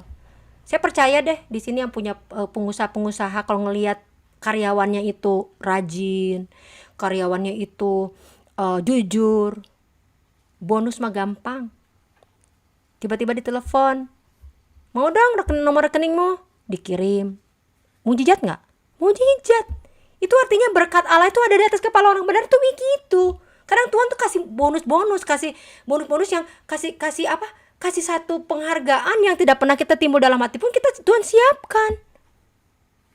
Apa yang kita harus lakukan adalah lekat dengan hatinya, baca firman Tuhan, berdoa sama Tuhan, lakukan segala sesuatu, imani dan lakukan hidup jujur di hadapan Tuhan, tulus dalam segala sesuatu. Sebagai ibu rumah tangga, walaupun capek Bapak Ibu Saudara, ibu rumah tangga itu capek sekali. Dari pagi bangun tidur, harus nyiapin anak sekolah, sampai tidur pun, sampai mungkin ada anak kecil harus nungguin, belum melayani suami, belum melayani, harus masak, belum harus beres-beres rumah, kalau punya binatang peliharaan harus mandiin, harus ngasih makan, banyak sekali. Tetapi ketika engkau lakukan itu dengan setulus hati, Tuhan menghargai engkau lebih daripada apapun. Engkau akan melindungi suamimu, engkau akan diberikan satu hal-hal yang tidak pernah dipikirkan dalam hati kita. Akan kasih bonus anak-anakmu berhasil di dalam sekolahnya. Anak cucumu diberkati Tuhan. Yakin, ketika engkau melekat di dalam hatinya Tuhan, Tuhan akan melindungi engkau, memberikan kubu pertahanan kepada Allah yang kita percayai. Mengakui bahwa Allah itu benar, nyata keberadaannya, dia sanggup untuk memenuhi harapanmu. Tuhan bekerja, bertindak dalam hidup orang yang mengakui namanya. Hidup di dalam dia, Bapak Ibu Saudara. Hidup pada pohon seperti anggur, baru, manis rasanya. Pokok andungnya benar adalah Yesus Kristus. Kita hidup berdasarkan firman Tuhan, melekat di dalam hatinya. Dahsyat Tuhan. Dahsyat Bapak Ibu Saudara. Yang sekarang kita harus lakukan adalah lakukan apa yang kita pelajari hari ini, termasuk saya. Saya pun masih terus berjuang untuk bisa melakukan ini. Saya tidak bisa berbicara hanya secara teori, saya harus melakukan. Jadi bukti nyata bahwa apa yang saya ngomongin sekarang itu saya sudah lakukan dan saya harus lakukan. Setiap hari, setiap waktu, sampai akhir hidup saya. Ketika saya bicara, berjujurlah dalam setiap hal. Saya harus jujur. Di dalam bekerja, di dalam saya melayani Tuhan. Apakah benar kita melayani Tuhan? Ada embel-embel bahwa saya melayani Tuhan, hitung-hitungan. Di gede ini mah, saya kalau pelayanan, saya gak dapat apa-apa. Padahal ya, saya mesti beli sepatu, saya mesti beli baju. Tapi kalau gereja sana merhatiin nih, saya lebih baik begitu. Apakah benar hari-hari ini engkau, para pelayan Tuhan yang hadir saat ini, tilik hatimu, minta Tuhan selidiki apakah benar motivasimu untuk melayani itu sudah benar. Karena banyak sekali orang yang berbicara tentang Tuhan. Wah, Tuhan Yesus dahsyat loh. Iya loh, Tuhan Yesus baik. Wah, Tuhan Yesus itu dahsyat. Saya itu selalu mendengar kebaikan Tuhan. Tapi benar enggak engkau sudah berbicara sama Tuhan? Banyak orang membicarakan Tuhan, ya Tuhan Yesus baik loh, gini. Tapi benar enggak kamu pernah enggak berbicara sama Tuhan? Kan hari-hari ini sibuk dengan pekerjaan, sibuk dengan pelayanan, sibuk dengan segala apapun, sehingga lupa bicara sama Tuhan. Makanya tidak ada waktu saat teduh. Kalau Bapak Ibu Saudara sekarang diingatkan, kadang saya pun sibuk dengan pekerjaan saya sibuk dengan pelayanan saya. Kadang anak-anak saya ingatin, Mi, yang berdoa, Mi berdoa udah belum, Mi baca Alkitab udah belum. Itu selalu ada. Kadang kita lupa. Ya, mau makan pun kadang karena kita sibuk kita lupa berdoa. Itulah kita sebagai manusia. Makanya kita perlu untuk mengingatkan. Mengakui Tuhan itu dengan benar. Nyata keberadaannya. Akuilah Tuhan bahwa kita hidup itu perlu Tuhan, Bapak Ibu Saudara. Sampai kapanpun hidup itu perlu Tuhan. Gak ada yang bisa berjalan sendiri. Gak ada yang bisa menang atas segala sesuatu hanya dengan kekuatan sendiri. Maka itu andalkan Tuhan di dalam setiap masalah dalam hidupmu. Ketika engkau melakukan satu pekerjaan, andalkan Tuhan. Hikmat itu terbatas, tetapi hikmat Tuhan Yesus itu tidak terbatas, Bapak Ibu Saudara. Ketika kau mentok di dalam usahamu, banyak hal kok, ini belum gol, libatkan Tuhan. Tuhan ya harus apa Tuhan? Tanya Tuhan. Tuhan akan memberikan petunjuknya di dalam gimana caranya ketika Paulus harus melayani Tuhan, tapi dia menjadi pengusaha yang berhasil ketika dia jualan tenda. Nggak ada. Karena bekerja, saya pelayanan jadi saya tidak bekerja. Enggak. Tidak, usahakanlah setiap hal itu di dalam hidupmu. Bekerja menilik firman Tuhan. Bekerja untuk membaca firman Tuhan, menilik, mengeksegesis ayat ini seperti apa, supaya apa yang kita sampaikan itu benar, cocok, tepat pada orangnya. Ketika kita mau berbicara tentang orang, jangan sembarangan berbicara kalau engkau belum pernah mengalaminya. Ketika engkau menyampaikan firman Tuhan, baik di WA, walaupun bicara langsung, hidupi dulu apa yang kamu katakan. Jangan hanya sekadar copas dari orang, kamu harus kuat. Ketika engkau sendiri merasakan apa, engkau sendiri yang jauh dari Tuhan. Malu Bapak Ibu Saudara. Karena kalau kita sudah mempermalukan nama Tuhan, bukan kita yang dipermalukan, nama Tuhan dipermalukan. Ketika kita katakan kau harus jujur dalam segala hal, ketika aku katakan aku tidak jujur dalam segala hal, yang dipersalahkan bukan akunya, nama Yesus. Orang Kristen gitu ya, pelayan Tuhan kok gitu ya, katanya WL di gereja ngomong Tuhan Yesus baik, dia kesinggung aja marahnya minta ampun, sampai kata-kata kotor dikatakan. Katanya pendoa syafaat, utangnya di mana-mana banyak, utangnya ditagih marah-marah. Jangan sampai itu ditemui dalam hidup kita. Percaya kepada Tuhan, mengakui bahwa Tuhan itu benar, bekerja bertindak dalam hidup orang yang mengakui namanya. Berseru kepada Tuhan. Bila ia berseru kepadaku, aku akan menjawab. Aku akan menyertai dia dalam kesesakan, bayangin. Aku akan meluputkannya dan memuliakannya. Itu janji Tuhan. Kalau kita melekat kepada Tuhan, ketika ia berseru, dia akan menjawab. Walaupun mungkin jawaban doanya belum sekarang, tapi Tuhan pasti jawab. Jawab itu bukan berarti iya. Mengatakan tidak pun itu adalah jawaban. Kalau saya bertanya misalnya kepada Sylvia, saya bertanya kepada Ibu Rini misalnya, Kak Rini, besok saya ke Jakarta. Hari ini saya ke Jakarta Kak, kita makan siang ya. Kak Rini kan bisa ngomong, oh gak bisa, hayu gitu kan. Oh gak bisa Civivi, karena saya ada pertemuan sama anak di sekolah. Oh gak bisa Civivi. Oh hayu Ci, kita mau makan di mana? Jawabannya ada dua kan, tidak dan iya. Demikian juga Tuhan.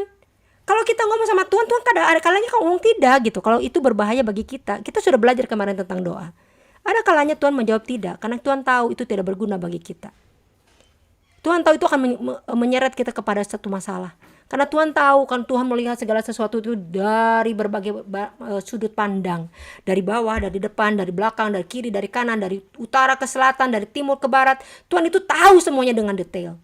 Makanya Tuhan itu tidak pernah salah menjawab setiap kita.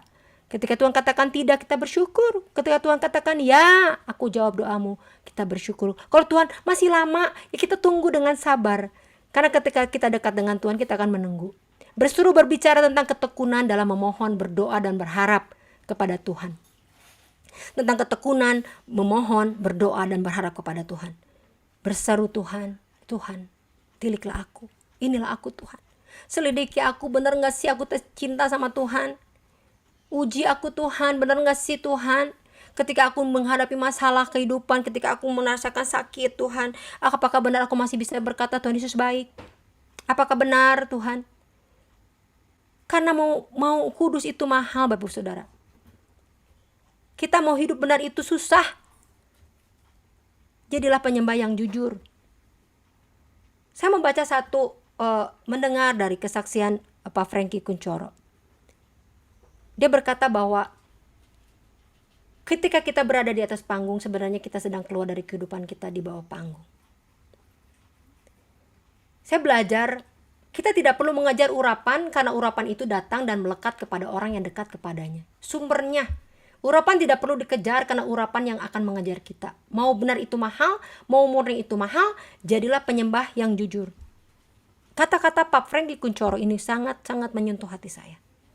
Mata Tuhan terarah kepada orang yang mencintai hadiratnya. Karena kalau kita tidak mencintai hadiratnya, maka kita sedang keluar dari rencana agungnya Tuhan. Wow. Itu sebagai satu templakan buat hidup saya.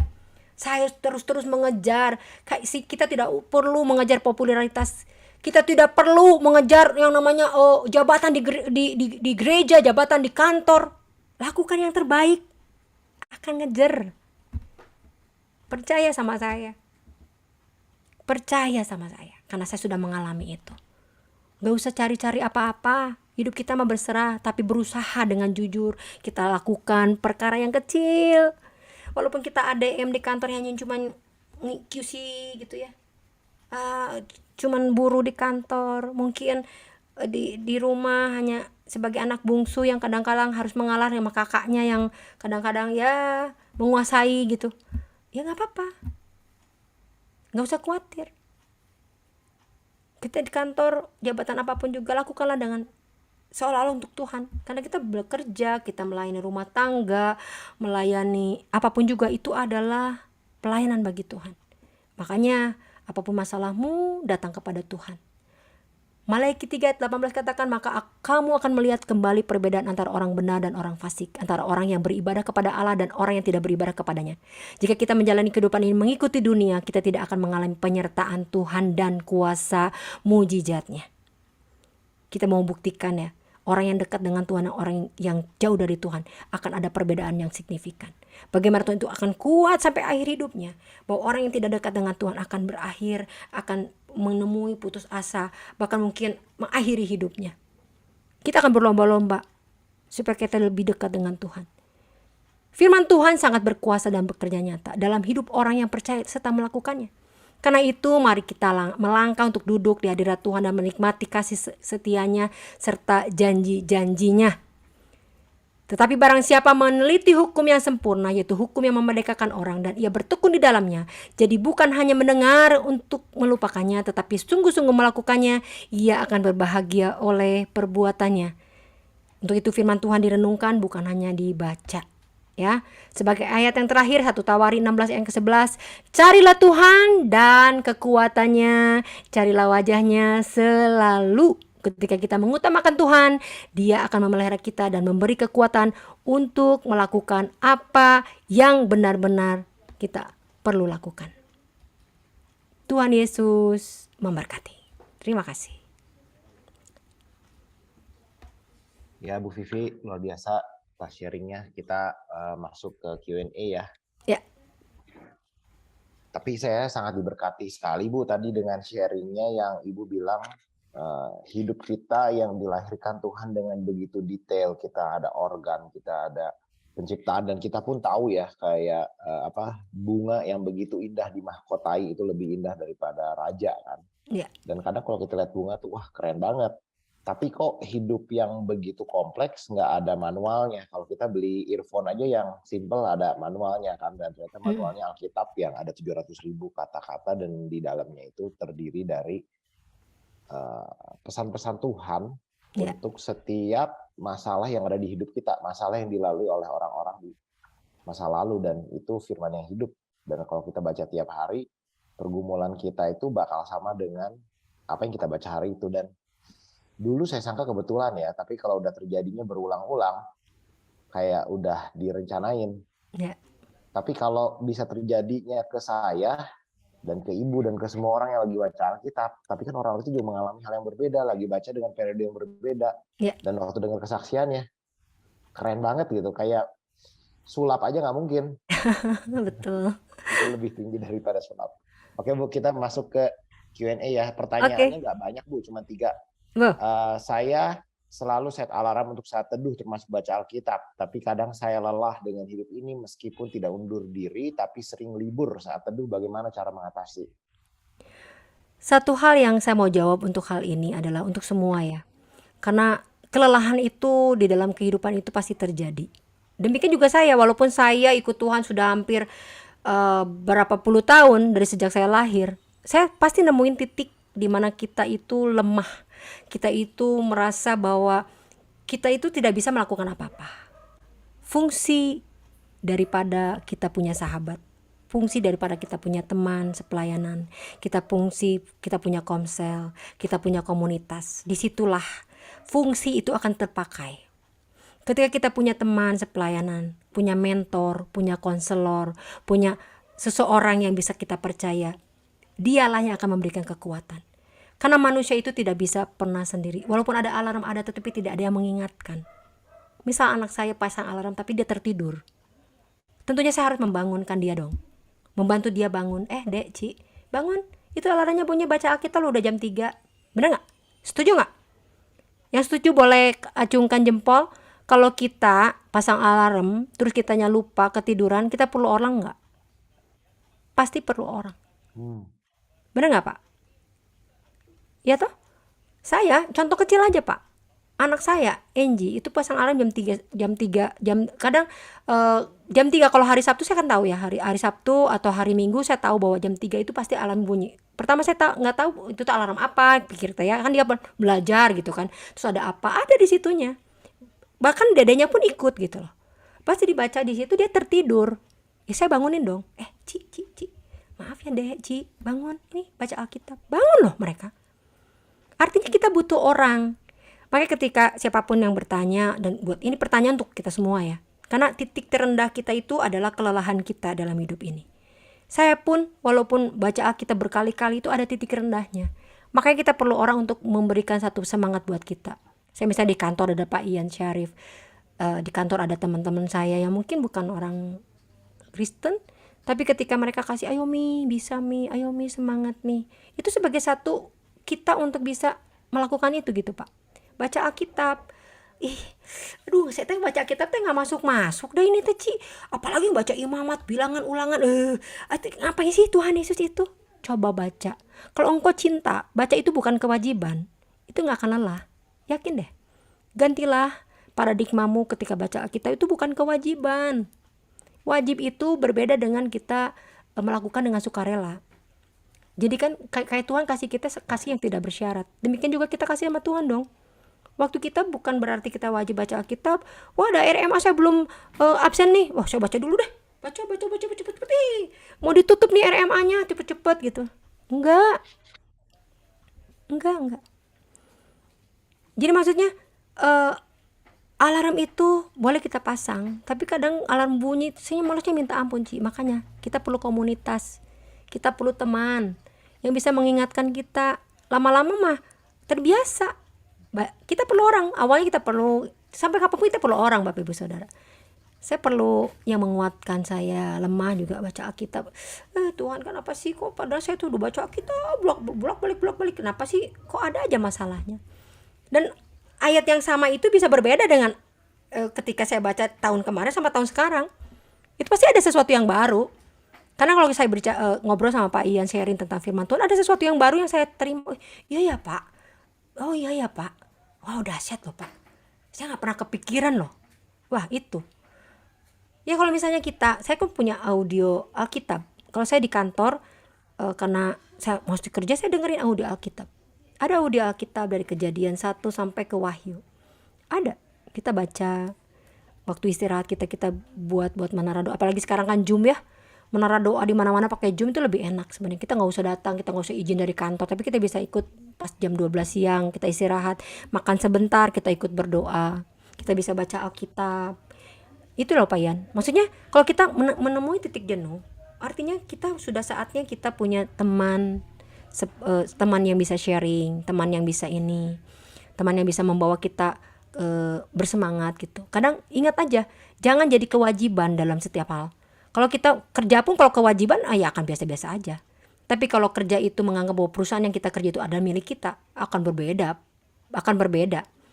Ketika kita melakukan segala sesuatu tidak akan pernah main-main. Kan itu nganggap punya kita. Ya kita punya handphone, saya punya handphone ini ya. Saya beli itu mahal harganya misalnya kan. Saya tidak akan sembarangan. Saya nggak mau handphone saya jatuh. Tapi kalau kita nganggap ini handphone kantor misalnya, biarin aja, jatuh juga biarin aja. Itu kalau kewajiban. Tapi kalau kita cinta kepada Tuhan, kita menganggap bahwa membaca Alkitab itu adalah karena kita menyatakan cinta kita kepada Tuhan. Wow, kita akan lakukan dengan sungguh. Kalau kalian jatuh cinta sama orang, ketemu pun itu akan ngaca aja beberapa kali. Rambut aku udah bener nggak ya? Aduh, lipstikku ada yang kesini nggak ya? Belepotan nggak ya? Bener nggak? Ayo, kalau bapak-bapak, ibu-ibu yang pernah pacaran, bener nggak sih? Setuju nggak dengan saya? Ketika dulu bertemu dengan pacar ya, yang sekarang jadi suami, itu akan rasakan. Bener nggak Pak Ian? Gimana Pak? Bapak waktu itu mau ketemu Bu Lucy pasti kan siap-siap gitu ya, seganteng-gantengnya, bener nggak Pak? Apalagi dengan Tuhan Yesus gitu Pak. Enggak Bu, dia yang ngejar saya. Oh. Dahsyat. Jadi ketika engkau merasa jenuh ya, selalu ingat, lama-lama nggak akan. Itu saya alami soalnya. Beneran, saya alami. Kenapa sih mesti wajib ya bangun pagi ya? Dulu saya waktu masih SMP itu harus ke gereja. Karena rumahnya itu saya rumah masuk ke gang masuk gitu. Setiap pagi harus datang ke gereja. Wajib itu sama orang tua saya. Tapi lama-lama sekarang saya metik fungsinya sekarang gitu. Oh, itu membuat saya jadi kuat sekarang. Itu loh, Pak. Jadi milikilah komunitas, milikilah sahabat yang memang bisa membawa kita ke hal-hal yang lebih baik lagi ke depan. Ya. Pertanyaan berikutnya Bu, dalam Mazmur 1 ayat 3, apa maksud dari kata berhasil? Di sini, apakah sebuah jaminan semua yang kita kerjakan di sekolah, karir, usaha, rumah pasti berhasil?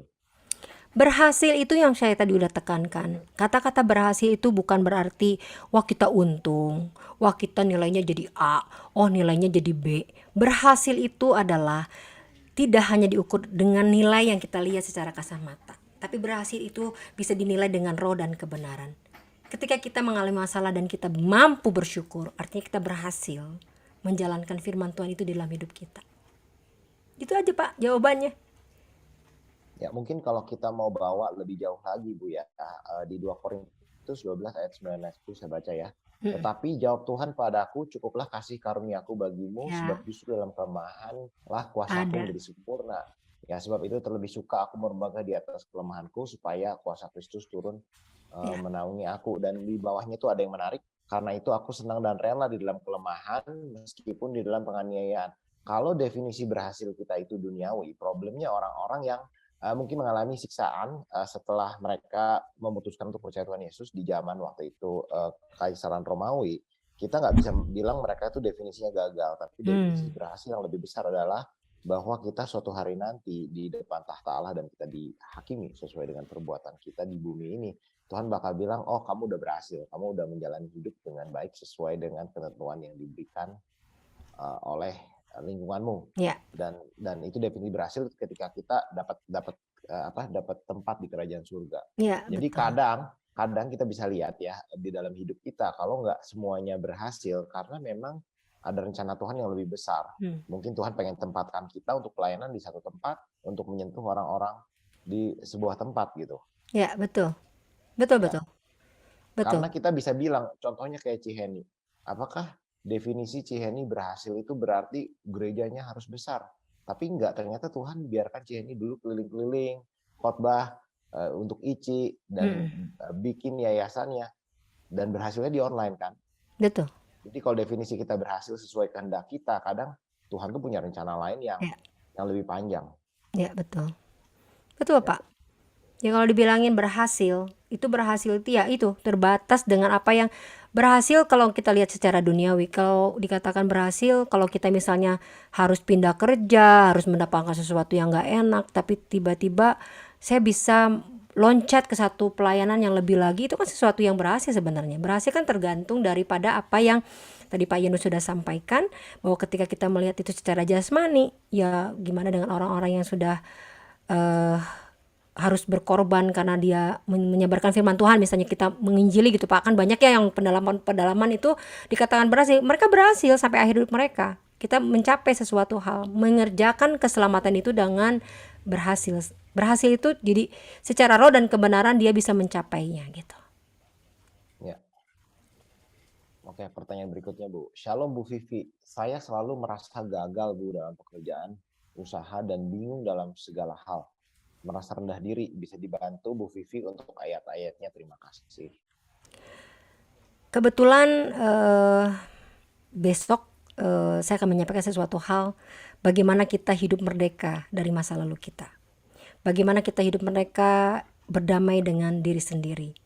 Kalau engkau merasa saat-saat ini merasa bahwa engkau sudah gagal di dalam setiap hal, engkau sudah merasa bahwa saya kok selalu mentok Ci dalam segala hal, saya hubungan sama orang, mau deketin sama orang gagal, saya mau usaha ini kelihatannya gagal. Karena kenapa? Karena engkau melihat apa yang di depan matamu. Engkau tidak melihat apa yang Tuhan inginkan kau lakukan dalam hidupmu. Engkau terlalu sibuk dengan apa rencana-rencanamu. Mulailah saat ini bawa di dalam roh dan kebenaran. Roh itu artinya rohnya kecil loh, rohnya kita loh. Kebenaran itu firman Tuhan. Bawa sertai Tuhan dalam setiap rencanamu. Banyak cita-cita kita, wah pengen A, pengen B, pengen C, pengen semuanya. Kalau kita tidak bawa kepada Tuhan, hanya emosi sesaat. Di depan ada masalah, kita mundur. Tapi kalau kita sudah yakin dan Tuhan sudah tetapkan kita, kasih petunjuk-petunjuknya. Makanya langkah-langkah, Tuhan menetapkan langkah-langkah orang yang hidupnya berkenan kepadanya. Artinya apa?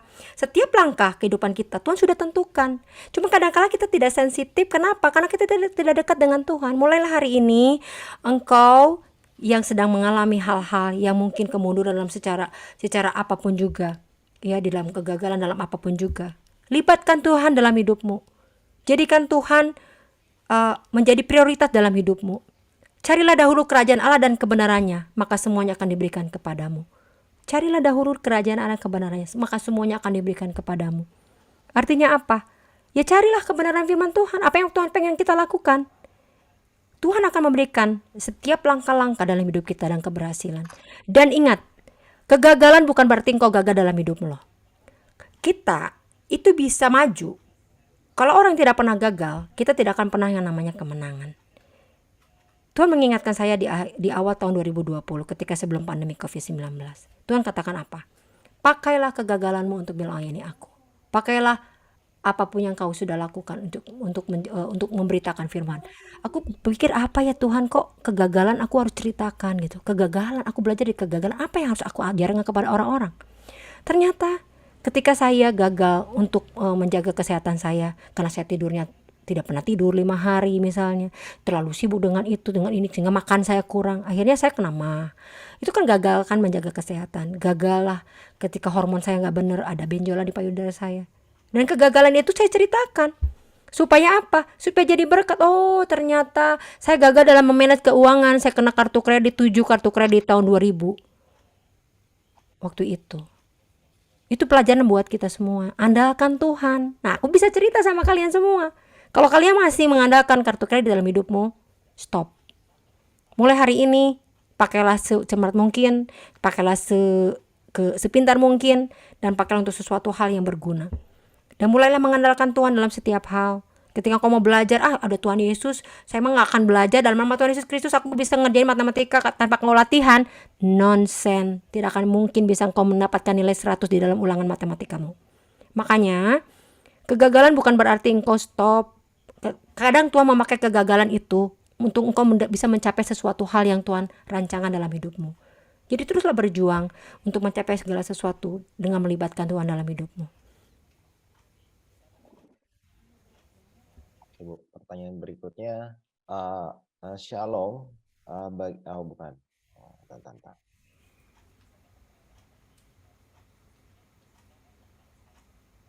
Orangnya diulang.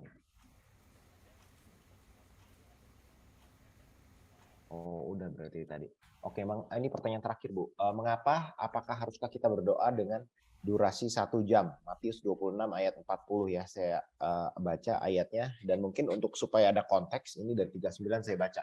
Maka ia maju sedikit, lalu sujud dan berdoa, dan katanya, ya Bapakku, jikalau sekiranya mungkin bila cawan ini lalu daripadaku, tetapi janganlah seperti yang kau hendaki, melakukan seperti yang kau hendaki. Ini ketika Tuhan Yesus sedang berdoa di Taman Getsemani.